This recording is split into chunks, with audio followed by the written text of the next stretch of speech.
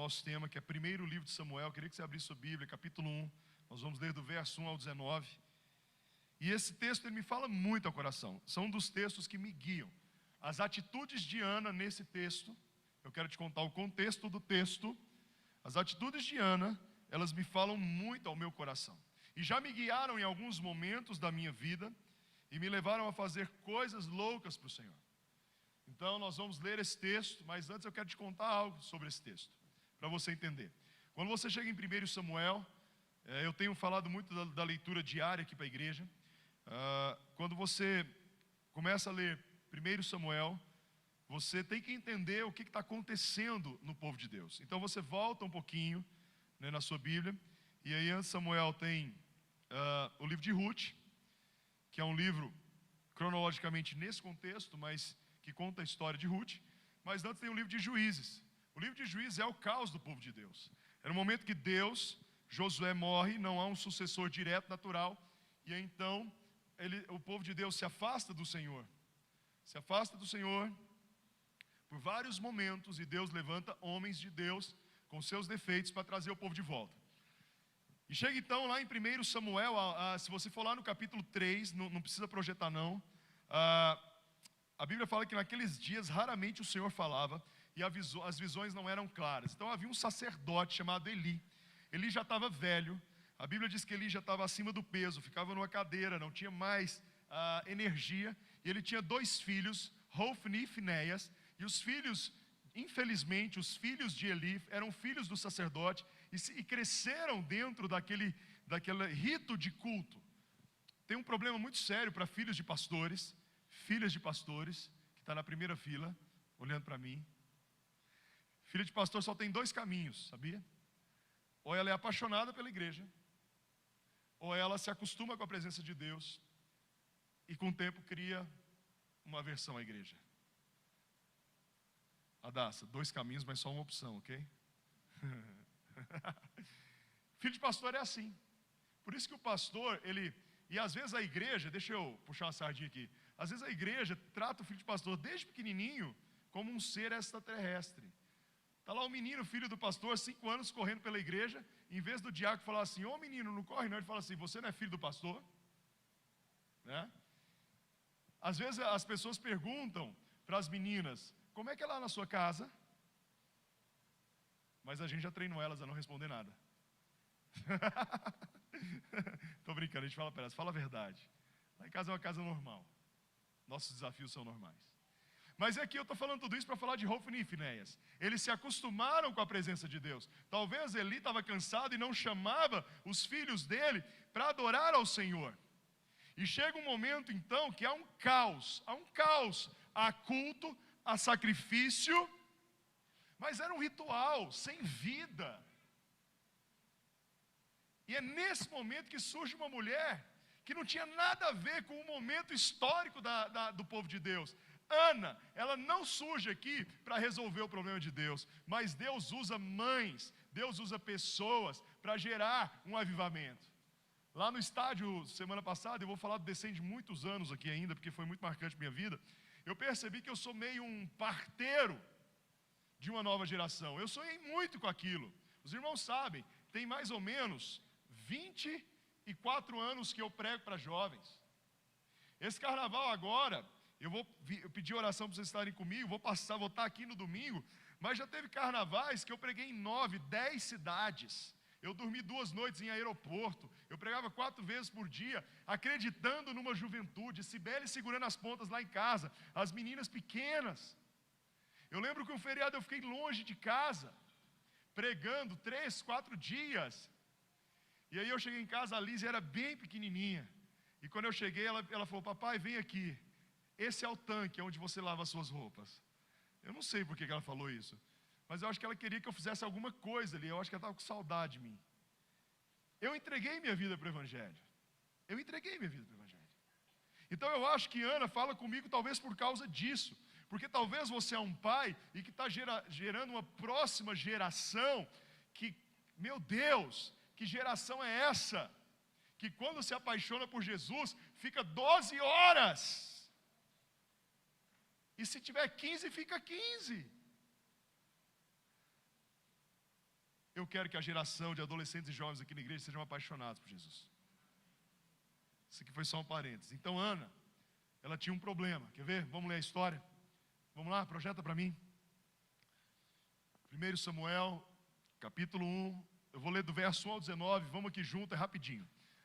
Havia certo homem de Ramataim Zufita, dos montes de Efraim, chamado Eucana, filho de Jeroão, neto de Eliúbes, neto de Tou, filho do efraimita Zuf. Ele tinha duas mulheres, uma se chamava Ana e a outra Penina. Penina tinha filhos, Ana, porém, não tinha. Todos os anos esse homem subia de sua cidade a Siló para adorar e sacrificar ao Senhor dos Exércitos. Lá Hofni e Finéias, os dois filhos de Eli, eram sacerdotes do Senhor. No dia que Eucana oferecia sacrifícios, dava porção à sua mulher Penina e a todos os filhos dela. Mas a Ana dava uma porção dupla, porque amava, mesmo que o Senhor a houvesse deixado estéril. E porque o Senhor, presta atenção nesse texto, porque o Senhor a tinha deixado estéril, sua rival a provocava continuamente a fim de irritá-la. Isso acontecia ano após ano, sempre que Ana subia à casa do Senhor, sua rival a provocava e ela chorava e não comia. Eucana, seu marido, lhe perguntava: Ana, por que você está chorando? Por que não come? Por que está triste? Será que eu não sou melhor para você do que 10 filhos? Certa vez, quando terminou de comer e beber em Siló, estando os sacerdotes, Eli sentado numa cadeira, junto à entrada do santuário do Senhor, Ana se levantou e com a alma amargurada chorou muito e orou ao Senhor. E fez um voto dizendo: ó Senhor dos exércitos, se tu me deres atenção à humilhação da tua serva, e te lembrares de mim, e não te esqueceres da tua serva, mas lhe deres um filho, então eu o dedicarei ao Senhor por todos os dias de sua vida. E o seu cabelo e sua barba nunca serão cortados. E enquanto ela continuava a orar diante do Senhor, Eli observava a sua boca. Como Ana orava silenciosamente, seus lábios se mexiam, mas não se ouvia sua voz. Então Eli pensou que ela estivesse embriagada. E lhe disse: até quando continuará embriagada? Abandone o vinho. Ana respondeu: não te trata disso, meu senhor. Sou uma mulher muito angustiada, não bebi vinho nem bebida fermentada. Eu estava derramando minha alma diante do Senhor. Não julgues tua serva uma mulher vadia. Estou orando aqui até agora por causa da minha grande angústia e tristeza. Eli respondeu: vá em paz e que o Deus de Israel lhe conceda o que você pediu. Ela disse: espero que sejas benevolente para com a tua serva. Então ela seguiu o seu caminho, comeu e seu rosto já não estava mais abatido. Na manhã seguinte eles se levantaram e adoraram ao Senhor. Então voltaram para casa em Ramá. Eucana teve relações com sua mulher Ana e o Senhor se lembrou dela. Repete assim comigo, por favor: Senhor, me traz a direção que eu preciso nesse dia. Amém. Então essa é a história de Ana. No momento onde havia uma crise no povo de Deus, surge uma mulher e no desespero dela ela faz um voto e ela fala assim: se o Senhor me der o filho que eu preciso, ele é seu, ele não é meu mais. E se você continuar a ler o texto, ela dá à luz a Samuel, tudo que termina com El, Deus, chamar, chama Deus. Toda vez que chamava Samuel, Deus está aqui, o nome que chama Deus. E Samuel é entregue, então, e você deve conhecer a história de Samuel. Um dia Deus o chama, Samuel, e Samuel então, presta atenção, olha que esse link, essa linha do tempo, ela é muito doida, Ana, desesperada, pede um filho. Se Deus dá um filho, ele entrega para Deus. Samuel amava Deus. Samuel vira um sacerdote. O povo, olhando os outros povos e vendo que os outros povos tinham um rei humano e o povo de Deus era uma teocracia, Deus falava com o sacerdote e o sacerdote guiava os pedidos de perdão para Deus, mas o povo pede um rei. E Deus tem aquela vontade permissiva. Você entende o que é isso? Quando você fica pedindo, o irmão pidão, eu quero, e Deus concede. Vontade permissiva de Deus. E Deus dá um rei chamado Saul. Saul era um rei saradão, bonitão, cheiroso, cabelo grande, tribo de Benjamim, alto, guerreiro. Era o rei que agradava o povo, mas Deus tinha um rei no coração dele, que era um homem segundo seu coração, que não era tão alto, que não era tão forte, mas adorava ao Senhor, amava ao Senhor. Então Saul pisa na bola, que isso é um outro sermão, né? E Deus levanta Davi. Quando Davi assume, então lá, Ana tem Samuel, Samuel assume o lugar de sacerdote porque ele morre, Saul pisa na bola, Davi. Quando Davi assume, ele começa a tomar umas medidas drásticas. Até então o tabernáculo era o tabernáculo chamado de Moisés, onde o sacerdote entrava uma vez ao ano, no Santo dos Santos, onde a fumaça se esconde, né?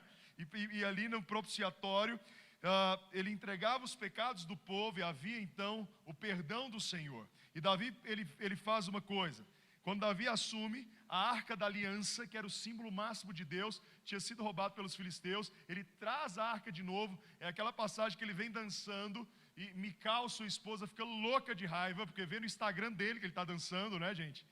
E aí então, ele faz um concurso público, sai lá o edital, concurso público do rei Davi.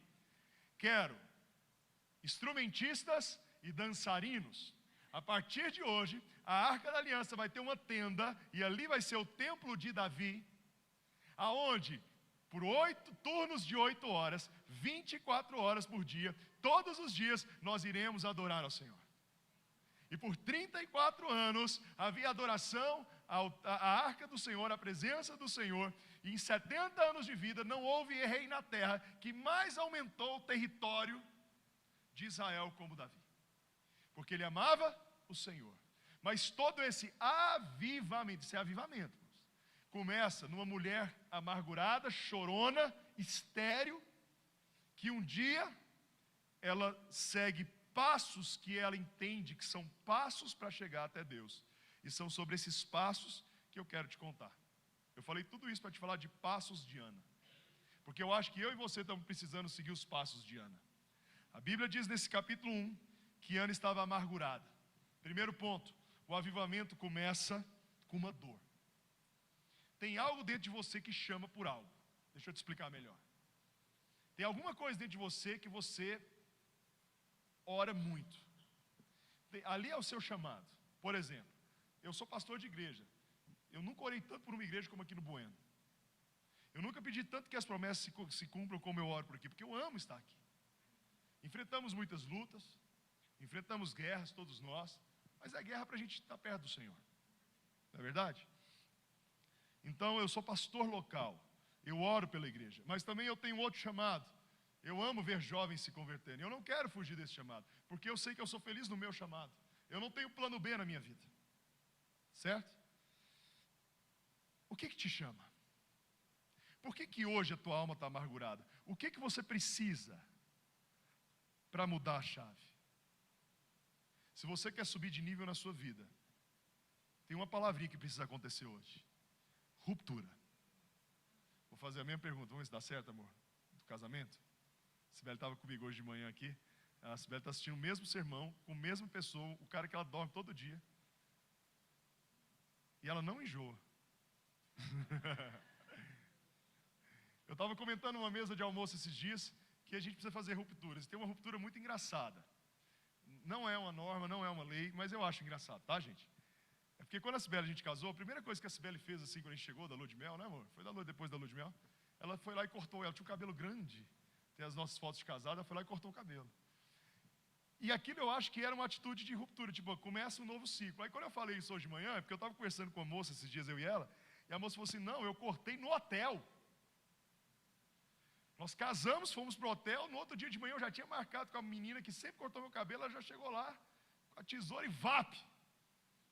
Aí um irmão hoje me falou: eu também cortei no hotel, fui lá no banheiro e vou. Eu falei: que é isso? Tem alguém aqui que cortou o cabelo depois que casou? Não, depois não, no hotel não. Calma, Amanda. Você cortou, Amanda? Tem mais alguém que fez isso, que casou? Você também, Carol, fez? Você também? É mesmo. Olha que legal, sabe o que é isso? Quando a gente entra numa nova atitude da nossa vida, a gente faz rupturas. Às vezes nós estamos vivendo um momento tão confortável que eu tenho que fazer uma ruptura com aquilo que me traz conforto. Eu tenho que ir mais longe. E você tem que ver Deus em tudo. Primeiro ponto de Ana, ela estava amargurada. É tempo de você falar para Deus: Deus, eu estou amargurado, está faltando alguma coisa aqui dentro. Eu preciso reconquistar. Eu preciso alcançar aquele projeto. Anima teu coração. Anima teu coração. Começa a perceber Deus cuidando de você. Então, Ana estava amargurada. Primeiro ponto. Vai para o teu quarto, identifica o que você precisa romper, sair do conforto e ir atrás. É difícil crescer, irmãos. É difícil conseguir novos objetivos. É difícil subir no novo emprego. É difícil formar. É difícil fazer aquela faculdade. Tudo é muito difícil. Mas você não pode desistir. Segundo ponto que fala no texto. Ela chorava. Uma coisa é murmurar. Outra coisa é lamentar. Jeremias não escreveu murmurações de Jeremias. Ele escreveu lamentações de Jeremias. Murmurar é você ser rabugento. Você lembra do rabugento? Quem é da minha geração vai lembrar do rabugento. Para de ficar murmurando. Mas lamentar é bíblico. Sabe o que é lamentar? Fecha a porta do teu quarto e vai lá ler Lamentações de Jeremias. E ele começa a falar: Senhor, vou falar com as minhas palavras, está pesado. Jeremias fugiu quando ele foi prestar o primeiro sacrifício. Ele saiu correndo. Está difícil, está pesado, parece que nós não vamos conseguir. É lá em Lamentações que surge aquele versículo que a gente gosta de cantar: as misericórdias do Senhor são a causa de não sermos consumidos, porque as tuas misericórdias se renovam a cada manhã. É lá. Então você pode ir para o quarto e falar: Senhor, tem misericórdia da minha vida, está pesado demais. Ana nos ensina isso. Primeiro passo, abre seu coração para Deus. Segundo, chora na presença de Deus. Terceiro passo, chega uma hora que ela está lá assim, era tanto gemido, que Eli, o sacerdote, passa e fala assim: você está bêbada? Você está bêbada? Você fica... Na versão NTLH, o verso 19 é escandalizador, porque na tradução original da Bíblia diz assim, ele fala: você está bêbado, você bebeu bebida fermentada. Aqui na NVI fala: você bebeu vinho. Mas na nova tradução da linguagem de hoje, tipo, é a linguagem de amanhã, está assim: você está bêbado, você bebeu vinho ou cerveja? Eu falei: não, para. E de repente ela fala: não, meu Senhor, eu estou triste. Mas olha que lindo isso. Ele abençoa ela. E naquele momento, sabe o que ela faz? A Bíblia diz: ela come, ela limpa as lágrimas, e ela vai encontrar com o marido dela. Terceiro passo, fé. Se você quer gerar algo novo na sua vida, você precisa de fé. E fé é descansar em Deus. Fé é ver Deus em todo lugar. Eu não sei se essa semana eu orei um pouco mais, se eu li lá minha devocional com mais calma, mas eu estou meio bobo. Eu estou vendo Deus em todo lugar. Ontem eu fui participar de uma corrida, 10 quilômetros. E o cara que fez o circuito, ele tem raiva da gente, porque é 5 quilômetros descendo e 5 subindo. E quando eu lá 8 quilômetros, os magrinhos estavam tudo lá na frente, quem andava estava lá atrás e eu estava sozinho. Uma subida que vai queimando tudo. E eu falo, aí a gente usa um aplicativo e fala assim: falta 3 quilômetros. Está amarrado. Mas ontem, a corrida da Unimed, eles fizeram uma gracinha com quem se inscreveu. Eles colocaram músicos no circuito. Então você passa lá, tinha um violinista. E quando eu virei sozinho, eu vi um cara com saxofone. Tinha um saxofonista. E aí eu olhei para ele, ele olhou para mim e deu uma risadinha de lado, assim, segurando. Eu não sei qual filme que você mais gosta. Pensa aí o filme que você mais gosta. Mas eu vou te contar o meu. O meu é Rock Balboa. 1, 2, 3, 4, 5, 6. Eu choro em todos. E quando o cara me viu, não sei se ele me conhece, mas eu quero ver Deus em todo lugar. Ele começou no saxofone assim, ó. Pam, bararam, bararam, bararam, bararam, bam, bam, bam.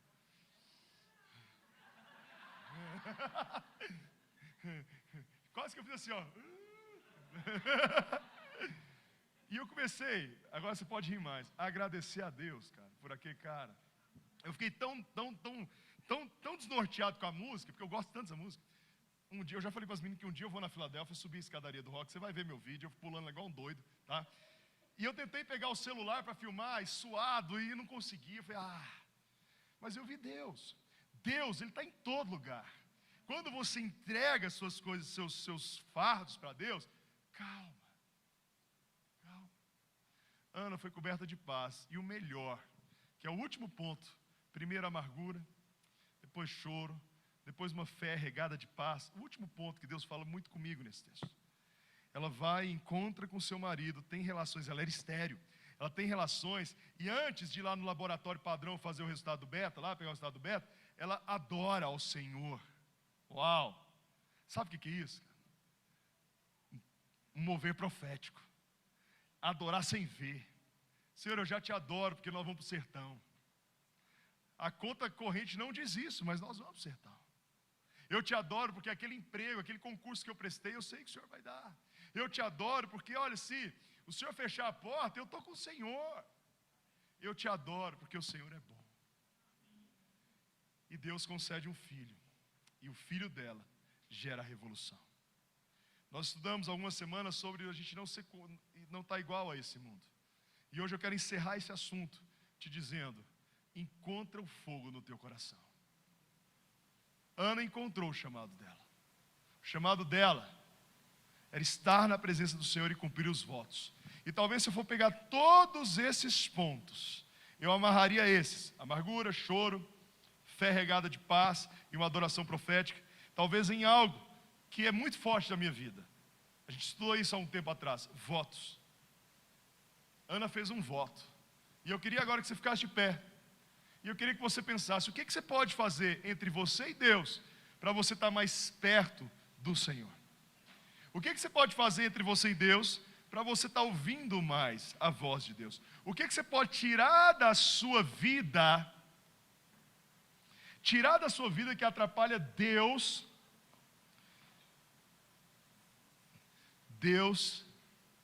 de falar com você? Em determinados momentos eu sempre faço votos.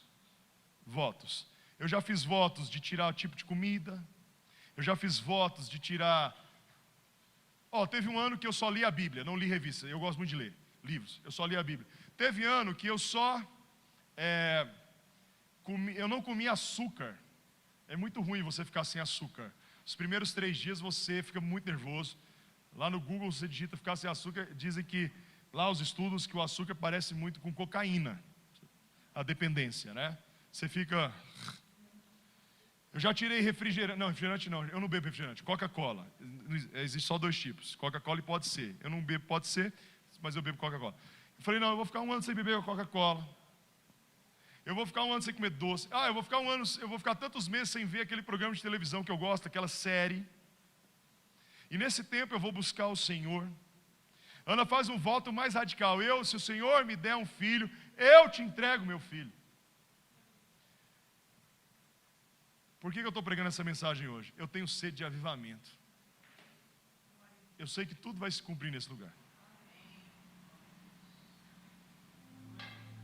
Eu quero te dizer uma coisa: eu sou intenso em tudo que eu faço, eu não sou ansioso. Eu não perco noite de sono. Eu oro antes e entrego para o Senhor. Fico triste? Fico, vou para a presença do Senhor. Tenho problemas, atendimentos pesados com pastores, problemas em igrejas, eu vou para a presença do Senhor. Mas se tem uma coisa, irmãos, que eu oro todos os dias: Senhor, eu quero um avivamento. E o avivamento começa aqui, lá na sua casa, lá no seu casamento, lá nos seus filhos, lá no seu quarto. Foi lá que começou. Quando Davi estabelece o tabernáculo de Davi, que há um mover sobrenatural, tudo começa lá em Ana. Eu queria que você fechasse os teus olhos. Eu quero orar por você. Que seja uma semana de você buscar o Senhor intensamente. Intensamente. Oh Deus, faz a sua oração. Eu não sei qual o ponto que eu falei aqui que te tocou, mas eu quero que você mergulhe em Jesus. Lá na sua célula, talvez sua célula está precisando de um fogo de Deus. Eu estou indo para uma maratona de ministrações e eu já estou me preparando no meu espírito, que eu quero ver jovens sendo tocados, a igreja domingo aqui ser tocada. Eu quero ver uma multidão de pessoas buscando a santidade. Então vai ser você e Deus. Arruma a tua vida. Vamos lá, Lô. A porta da casa mais simples, que o anjo da morte não entra. A estrada que corre pro mar, o vento que abre o caminho é você.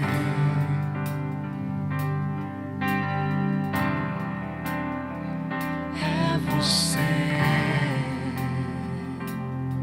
Eu queria que você cantasse essa música. Eu queria que você fizesse dela a sua oração, amém? A nuvem que aponta o destino é a mesma que cobre o passado. Não te esquece a fome, a rocha que mata a minha sede é você.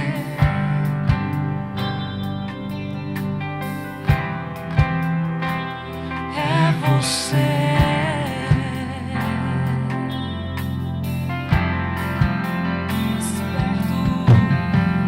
Mais perto do monte, mais perto da face, me espanto com o peso da tua glória. Mais perto da glória, é mais perto da morte, e o medo quer me parar, então me tira o medo. Faz dizer, Moisés, suba em meu lugar. Me faz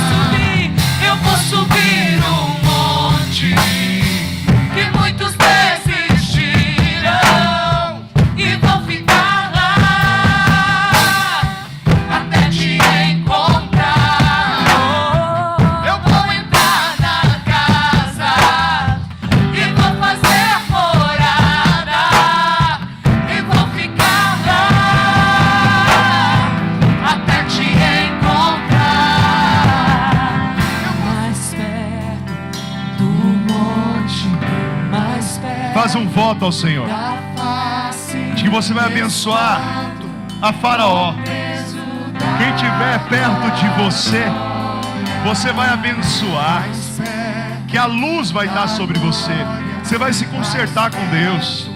Da morte, O medo, mas Ele tira o medo, então me tira o medo.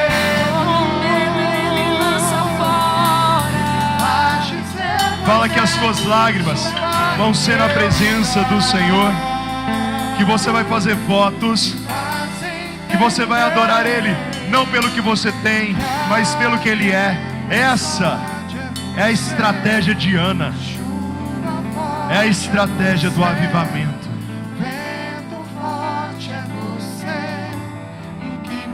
Eu queria que você repetisse uma oração comigo.